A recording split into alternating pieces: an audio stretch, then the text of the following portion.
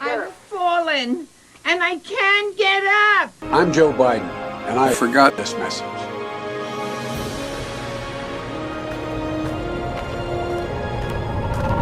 This is Dan Dix here reporting for Press for Truth, and it looks like Joe Biden has just realized that it's a heck of a lot easier to pretend to be the president of the United States than it is to pretend to ride a bicycle.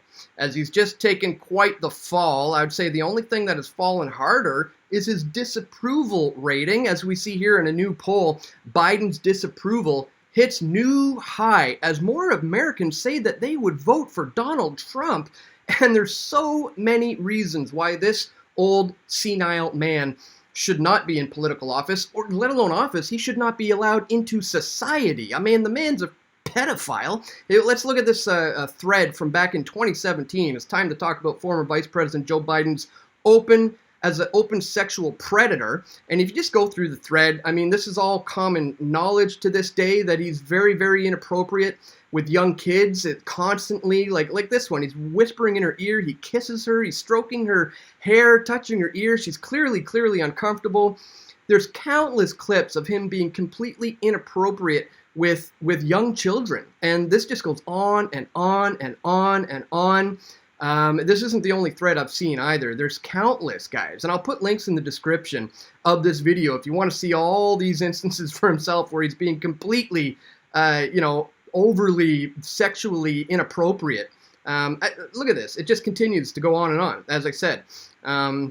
Like this one here. He says to this little guy, he's like, oh, better keep them boys away from your sister. Yeah, kind of inappropriate to maybe be saying that to somebody that young. It's just absolutely disgusting, guys. And as I said, it just goes on and on and on. There's so many videos. It's just ridiculous. Again, I'll put links in the description below if you want to, see this for yourself. I mean, look at this one. Like, look, he just reached down. He's hugging her. He's kissing her. Look where his hand is, for crying out loud. I mean, this man is absolutely disgusting. And it's not just the video proof that is emerging from this, but in case you guys didn't know, his son, Hunter Biden, had his laptop, it has been held by the FBI, and it's all now coming out. Exclusive. This is Hunter Biden's search history on his computer, revealing his obsession with porn and sex fantasies. Like, this is some of his search terms. 18-year-olds. This is Hunter Biden, Joe Biden's son, the president's son, lonely widow, MILF crack cocaine porn. He uploaded his own amateur videos, and he texted a porn link to a phone contact listed as dad. So here he is, searching up young, 18-year-olds, sending stuff to his dad. And again, this is the son of the president of the United States. This is a highly explicit, very disgusting stuff, guys. I'll put all of this in the description below so you can check it out for yourself. But again, this is the son of the president, Hunter Biden, being exposed in this article for all of his inappropriate sexual activity. Not to mention his son, but Joe Biden's daughter is also, now it's now coming out because her diary and journal has been made public. She used to shower with her dad. Allegedly, in her diary, she wrote, according to an entry in 2019 on January 30th, she said, "I've always been boy crazy," she wrote, "hypersexualized at a young age. I remember somewhat being sexualized with a family member. I remember having sex with friends at a young age. Showers with my dad, probably not appropriate." Yeah, to say the least. So showers with his daughter, inappropriate, stuff that's been going on with his son here, the countless threads of this absolute creep doing what he does. Let's go Brandon indeed, ladies and gentlemen. But for the sake of today's video, let's get into some of the topics of the day that I wanted to cover. Like this, ladies and gentlemen, vaccine inequality. The World Trade Organization is starting to, want to deal with that as members agree to lift COVID vaccine patents. Some of you probably didn't even know the COVID vaccine was patented.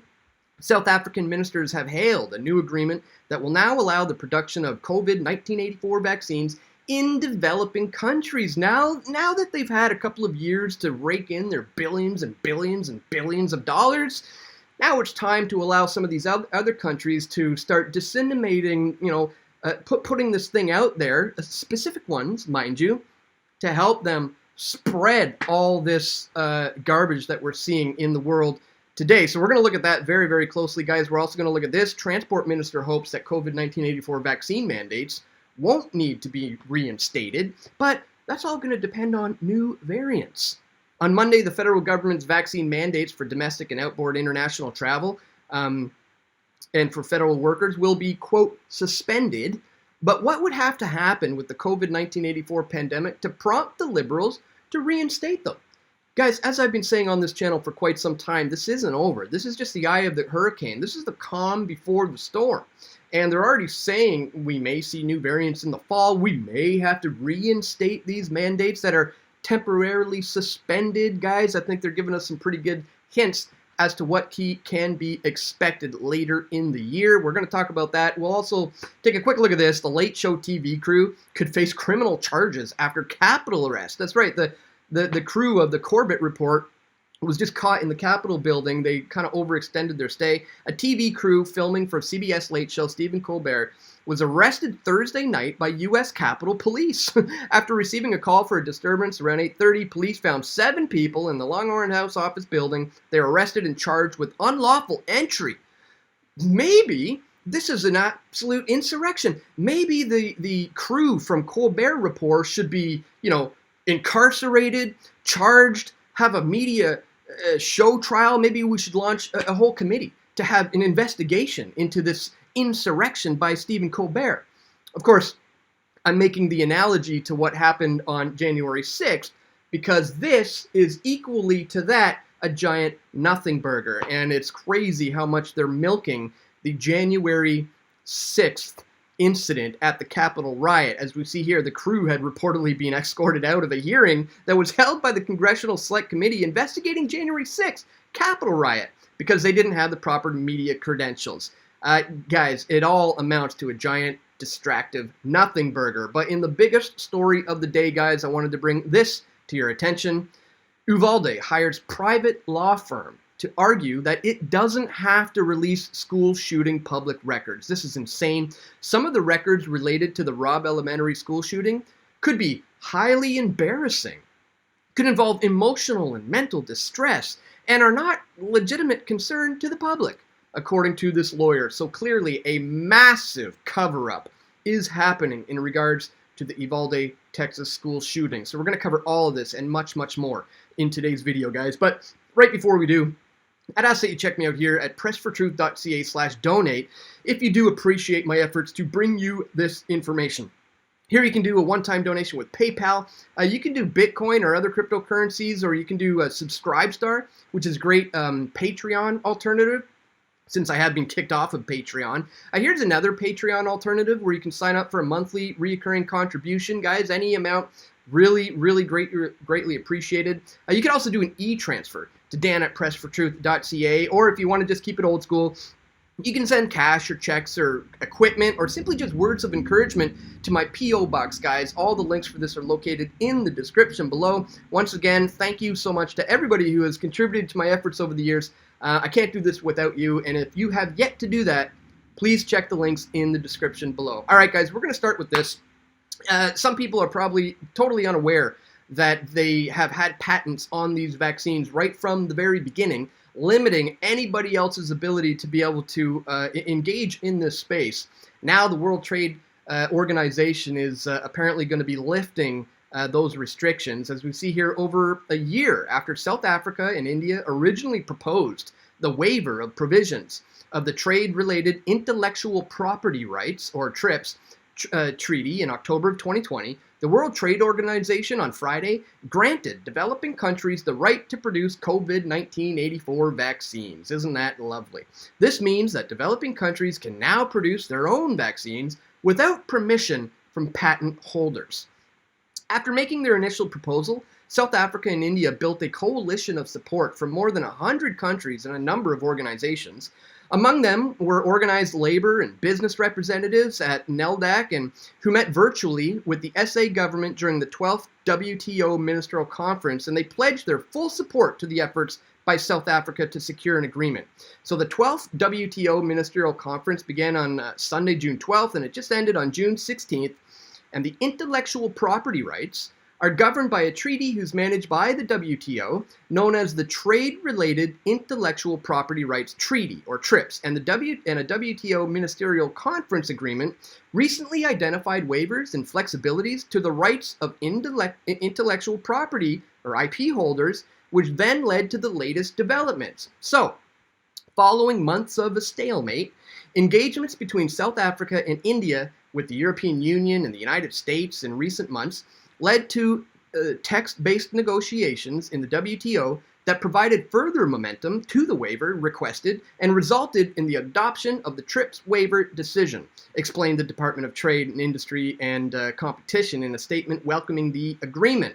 Developing countries, manufacturers, are now allowed to export vaccines produced under certain terms of the waiver, important point, to other developing countries, without the restrictions that apply under the current TRIPS agreement.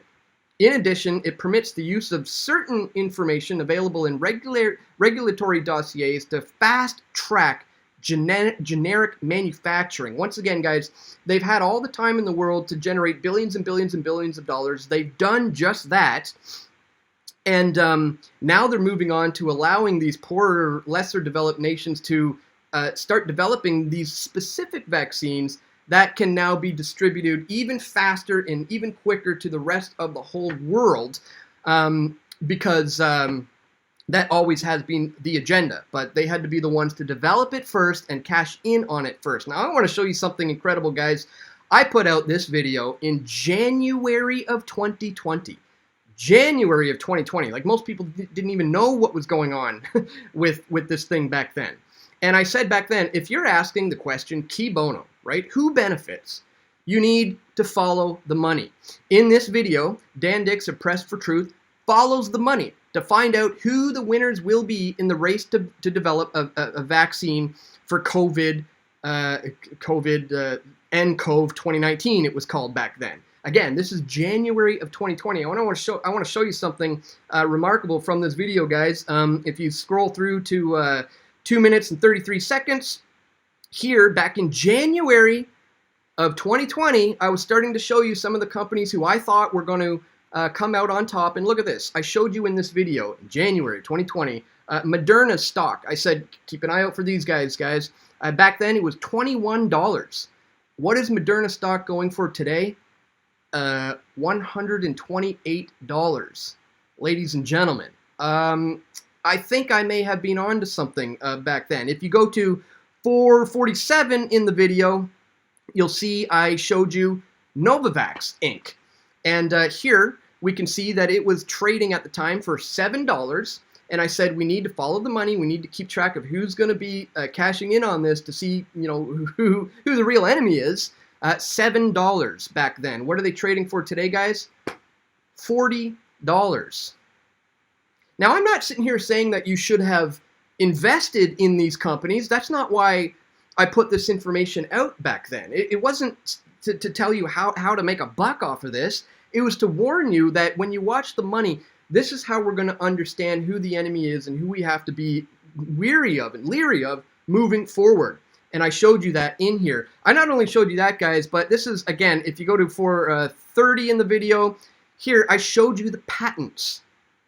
I was explaining the patents back in January of 2020 when nobody really knew about this stuff. And indeed, I was called a ridiculous conspiracy theorist for going on about, you know, patents on the vaccine and the idea that Novavax and Moderna are going to be getting these big contracts and just watch their stocks flourish. And here we are.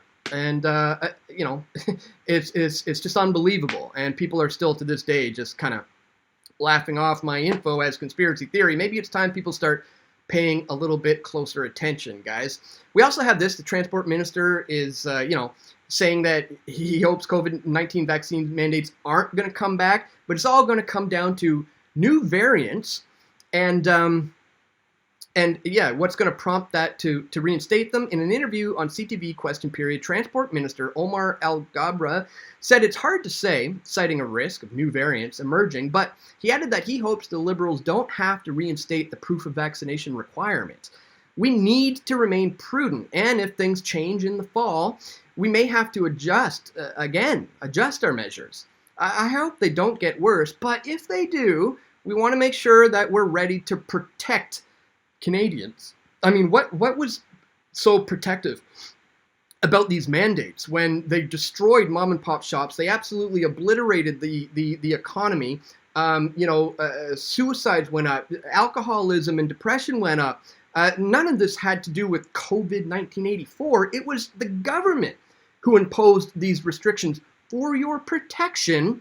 And I think we all see clearly now, as we can take a step back and look at this on a grander scale, that the overreaction to this global scamdemic has turned out to be far worse on society than, this little virus that is comparable to a common flu would have been anyways. When asked what the threshold would be for the mandates to be reinstated, he said that there's a few variables at play. For example, if, God forbid, we have a variant that has a high infection rate but a low hospitalization rate, then even if the hospitalization rate is high, we may not have to impose severe measures. But if we have a variant that has low transition rate but very high severity rate, even if the hospitalization rate is low at the beginning, well, then we may need to be prepared for high severity, he said. I understand that it's uncertain, but we have to be responsible, said the transport minister.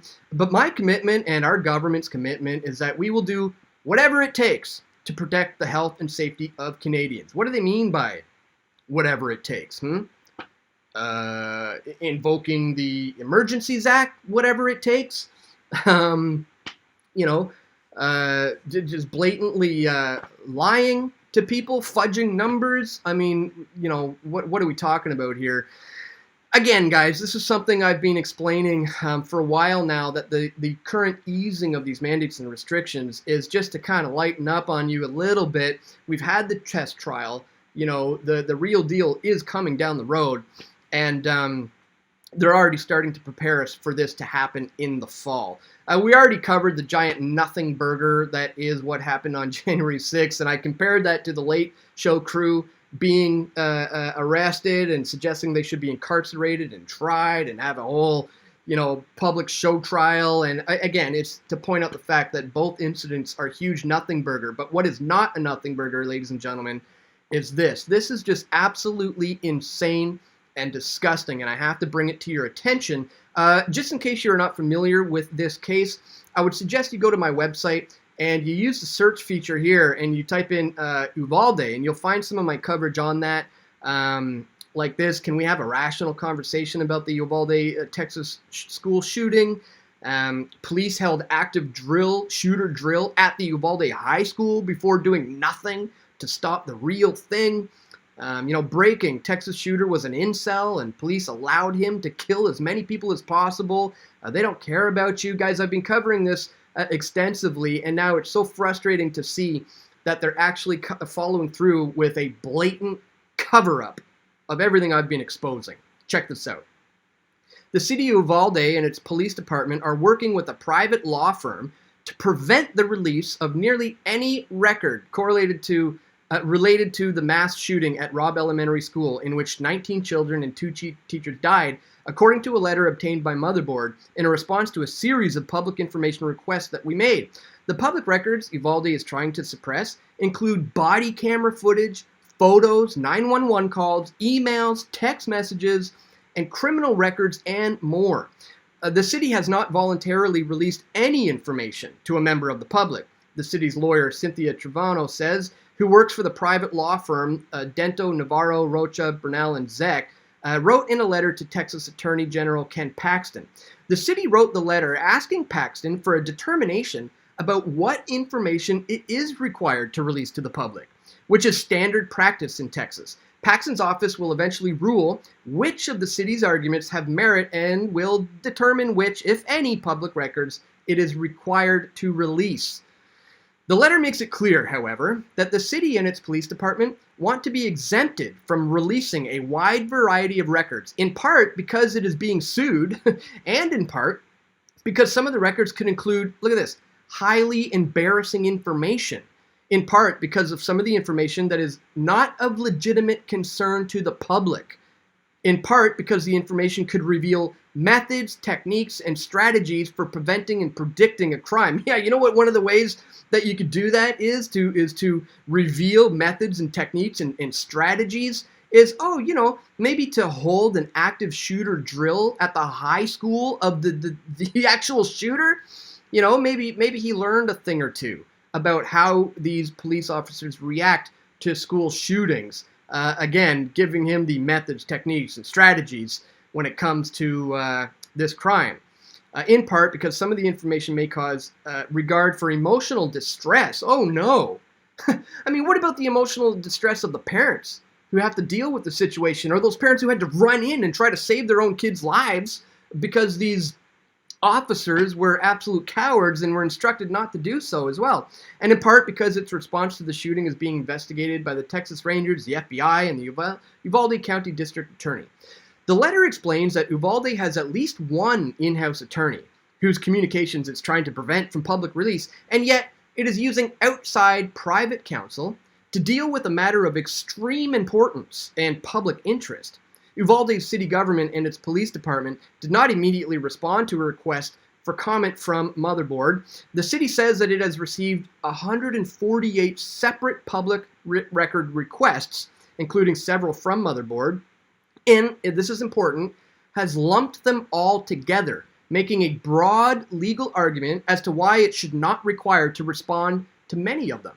So earlier this week, Motherboard reported on a similar letter sent to Paxton by the Texas Department of Public Safety, which wanted to suppress body camera footage because it could supposedly expose weaknesses in police responses to crimes that criminals could exploit. The main seeming weakness in the Uvalde response was that police, in violation of standard policy and protocol, refused to risk their own lives to protect children. And indeed, it is not within the law that they have to do so. Again, something that was shockingly revealed to people following this shooting. For example, the city and its police department argue that it should be exempted from releasing police officers' training guides, police procedures and manuals, and shift change schedules, and security details, and blueprints of secure facilities, because these could be used to decipher methods and techniques and strategies preventing and predicting crime. Okay, that makes sense, but here's what they're getting at. The Uvalde Police Department and Texas Department of Public Safety have been pillared by the press and the public for standing in the hallway while a gunman killed children against standard protocol, and for preventing parents from entering the building to save their children. The letter also argues that the department should be exempted from releasing body camera footage simply because it could be information considered to be confidential by law, either constitutional, statutory, or by judicial decision. It is impossible to say what records in particular that the city and the police are referring to in many parts of the letter.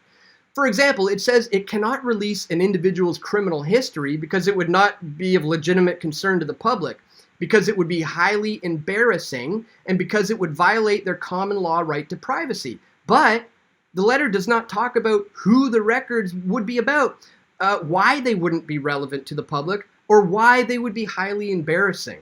Everything is highly vague and essentially redacted.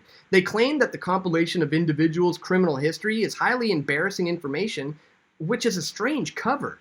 The embarrassing information is the inept police response. Everybody knows this. It's obvious. Christopher Schneider, a professor of sociology at Brandon University who studies police body cameras and the disclosure of footage from them, told Motherboard, noting that suspects' criminal histories are released by police all the time without anyone having requested them. So they have no problem using information like that against individuals of the public The information disclosure needs to go both ways if that's the case. Disciplinary or criminal records for members of the police, for example, would be obviously relevant public information in a case in which the police response has been highly criticized. It's rather ripe to say that any of this is not of legitimate public concern, he added. The whole country is trying to figure out how to not allow this to happen again. This is a relatively common sort of argument, but it shows yet again that the deck is stacked against the public disclosure of public records when they are inconvenient or embarrassing to the police. How convenient.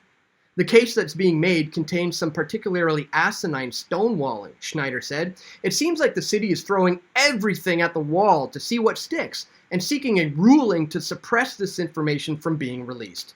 Schneider says that lumping together all 148 public record requests and asking for a legal ruling on everything all at once seems like a tactic to prevent the release of anything and everything. So it appears that they're conflating all of the information requests as a justification to not release the stuff that we should be seeing. So here's an example, guys. If it's an officer's email to his wife, yeah, we don't need to see that. But the body-worn camera footage is of concern. They are conflating all of this information together to suppress the legitimate stuff that needs to be released. In his research, Schneider said that body-worn cameras often do not do what they're supposed to do, which is hold police accountable to the public. This is because public records laws are often written in such a way as to provide wide latitude to police to decide what the public actually gets to see and allows them to regain control of the narrative when it's convenient for them. It's not a coincidence journalists run into this problem of not being able to obtain body camera footage over and over again, he said. The law is by design. The privacy rules are by design, and to make it absolutely as difficult as possible to release the information. So this clearly looks like a massive, massive cover-up, ladies and gentlemen, as to what actually transpired at the Uvalde, Texas school shooting. I will leave it up to you to decide why they would want to do such a thing, and again, why they would want to cover this up, ladies and gentlemen. I've discussed that in other videos. Again, if you want to see my past research on that, I would encourage you to do a search for that. And that's all for today, guys. I just wanted to bring that to your attention, all of this stuff to your attention today. Again, let's reiterate, let's go Brandon. Woohoo! I'm all for that, folks, especially in light of all the other things I've shown you in this video. Guys, please share this video with your friends and your family who you think that need to see this information the most. And once again, if you do appreciate my efforts to counter all the propaganda and sift through all the nonsense to try to bring you the truth of what's going on in the world, please don't forget to check me out right here at pressfortruth.ca/donate, guys. I really need your help. I'm under attack, under censorship attacks, financial attacks, and it's only because of you that I am able to stay here. So if you appreciate that, again, please check the links in the description below to where you can find out how you can support my efforts at pressfortruth.ca/donate. And once again, that's all for today, my friends. I want to thank you so much for watching, being loyal subscribers to Press for Truth. If you're new here, be sure to subscribe, not necessarily on YouTube. Check out all the links in the descriptions to where I am on other platforms that will not censor this content. And don't forget to, once again, click that thumbs up button, share the video, and stay tuned, my friends. We're going to have more videos coming soon. This is Dan Dix reporting for Press for Truth. We all want truth.